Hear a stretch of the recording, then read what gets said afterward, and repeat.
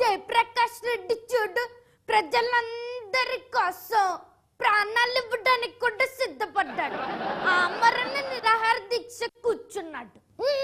ఇదేం జబర్దస్తి అప్ప, ఆమరణ నిరాహార దీక్ష కాదు, ఉట్టినే ఒక్కరోజు రిలే నిరాహార దీక్ష కోసం ఈయన కూర్చున్నా. ఆ షిండే గాడు నన్ను ఇరికిచ్చినాడప్ప. నిన్న మార్నింగే డజన్ దోశల్లో దండిగా కోడికూర పెట్టుకొని బాగా తినేసి వచ్చినానప్ప. చీకటాలకి ఇంటికి పోదాం అనుకున్నానే, కానీ ఇక్కడ చూస్తే కాటికి పోయేటట్టున్నాడప్ప. ఏం సంపేస్తావా ఏమి? బాబు, నీ పెదవులేవో కదులుతున్నట్టున్నాయి, కానీ బట్ నీ మాటలేవి మాకు వినిపించట్లేదు. ఇద్దరము ఫ్యాక్షనిస్టులమే, అయినా ఆయనకి మంచి పేరు వస్తోంది. ఒకవేళ ఈ ఆమరణ నిరాహార దీక్షలో ఆయన చనిపోతే నేను ఆయనకి విగ్రహం పెట్టిస్తా, భారీ లెవెల్ లో పెద్దది పెట్టిస్తా. ప్రత్యేకంగా నువ్వు పెద్ద విగ్రహం చెప్పక్కర్లేదా? ఆయన ఎంత సైజులో ఉన్నాడో అంత సైజు విగ్రహం చేయించు చాలు. చూడటానికి 2 కళ్ళు చాలవా? అన్నా, విగ్రహం చేయించేటట్టయితే నాతో చెప్పండి అన్న. గోదావరి జిల్లాలో ఉడయార్ అనే మంచి శిల్పి ఉన్నాడన్నా, ఆయన మన మంచి దోస్త్ అన్న. చెప్పండి అన్న, చేయించమంటే ఆయనతో చేపిద్దాం, మస్తు ఉంటది.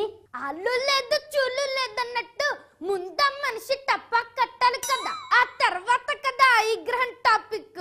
ఇప్పుడు మనందరికి కావాల్సింది విగ్రహం కాదు, వాడు చచ్చేదాకా నిగ్రహం. అన్నా అన్నా అన్నా అన్నా అన్నా, మన రాజకీయ నాయకులు జనానికి ఉప్పులు పప్పులు బియ్యం ఇవన్నీ ఫ్రీగా ఇస్తానన్నా మన జనం కేర్ చేయలేదన్నా. అలాంటిది ఒక ఫ్యాక్షనిస్టు వీటన్నిటి కోసం నిరాహార దీక్ష చేయడం ఏంటన్నా? బుచికి బుచికి. ఏమప్పా, నిన్ను పైకి పంపించేదానికి డిసైడ్ అయినారా ఏంది? కడుపు కాలిపోతుందప్ప. అన్ను ఎలాగో పెట్టకపోయారు, కనీసం సెలైనా ఎక్కించండి అప్ప. చెప్పాను కదా నాయనా, నీ పెదవులేవో కదులుతున్నట్టున్నాయి, కానీ నీ మాటలు మాత్రం మాకు వినిపించట్లేదు. అన్నా, నాకు మంచిగానే వస్తున్నాయి కదన్నా. నువ్వు నోరు మూసుకో, దాంతో పాటు చెవులు కూడా మూసుకో, లేదంటే అడ్డు ప్లేస్ లో నిన్ను కూర్చోపెడతావు. అప్పుడు ఆకలికి మడి చస్తావు. ఏం ఆడుతున్నారు? ఎంత దారుణం! నేను ఈ రాష్ట్రాన్ని అంతా కూడా ఎంతో కష్టపడి అభివృద్ధి చేశాను, అదే మారిగా ఎన్నెన్నో పథకాలు ప్రవేశపెట్టాను. ఈ రోజు మనం చూస్తే సీన్ అంతా కూడా రివర్స్ అయిపోయింది, డెవలప్మెంట్ అంతా కూడా వెనక్కి పోతా ఉందని తెలియజేసుకుంటున్నాను. అబ్జెక్షన్! చేతులు జోడించి ప్రార్థిస్తున్నారు, దయచేసి ఆమరణ నిరాహార దీక్ష అని మాత్రం అరకండి. కావాలంటే నిర్వధిక నిరాహార దీక్ష అనండి, అంతేకాని ఆమరణ నిరాహార దీక్ష అంటే డైరెక్ట్ గా పైకి టికెట్ పుచ్చుకోవడమే కదా. చచ్చేదాకా నిరాహార దీక్ష చేస్తేనే కదా అది ఆమరణ నిరాహార దీక్ష అవుతుంది. ఇదేమప్ప, పేదోళ్ళకి తిండి దొరకాలంటే నేను కడుపు మార్చుకోవాలా? ఏదో పబ్లిసిటీ కోసం వచ్చినా గానీ ఇలా ఇరికిచ్చేసినారేందప్ప. హలో, ఆ బ్రహ్మానందం చెప్పు, ఏంటి లంచ్ ఇక్కడికే పంపించేసావా? మా అందరికీ నా ఆహా, ఏంటి జయప్రకాష్ రెడ్డా?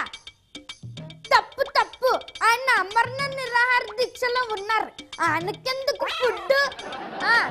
సరే కానీ లంచ్ లో ఏమేమి పంపించావేటి?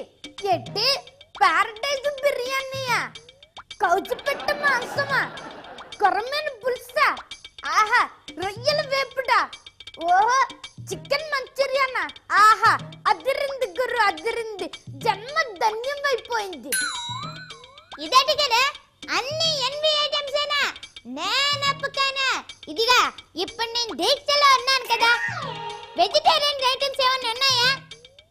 ఏంటి వెజిటేరియన్ కూడా ఉందా? సెపరేట్ క్యారేజ్ పంపించేసావా? అయితే వాక్కే. అందులో ఏమేమి పంపించా చెప్పు మరి. పప్పు దోసకాయ, పనసపట్టు కూర, వంకాయ. వంకాయ బీటీ వంకాయ కాదు కదా. అయితే వాకే. ఇంకా దోస ఆవకాయ, ఆవకాయ, గోంగూర పచ్చడి, టమాటా పచ్చడి, సాంబారు, ఉలవచారు, అప్పడాలు, వడియాలు, గడ్డ పెరుగు. మరి స్వీట్ ఏమా? అవి కూడా ఉన్నాయా? ఏమేమి ఉన్నాయేటి? పూతరేకులు, కాజాలు, లడ్డూలా. ఆహాహా, పెళ్లి భోజనం లెవెల్లో ఉంది గురు menu. Many many thanks, you are very great గురు.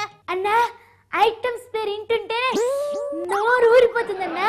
అవునండి, ఏమా స్పైసీ ఐటమ్స్ వచ్చేస్తున్నాయి, గుబగుబలాడిపోతున్నాయి. విష అన్న మాటల్లోనే క్యారేజీ వచ్చేసినాయి అన్నా గుమగుమలు అదిరిపోతున్నాయి అన్నో. బుచికి మంచి ఫుడ్ పంపించాడు కానీ మందు లేకుండా చేశాడు.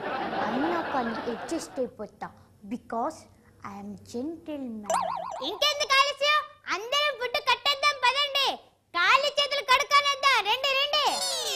ఏమిటి ఏం జరుగుతోంది ఇక్కడ? మీకు ఇది న్యాయంగా ఉందా?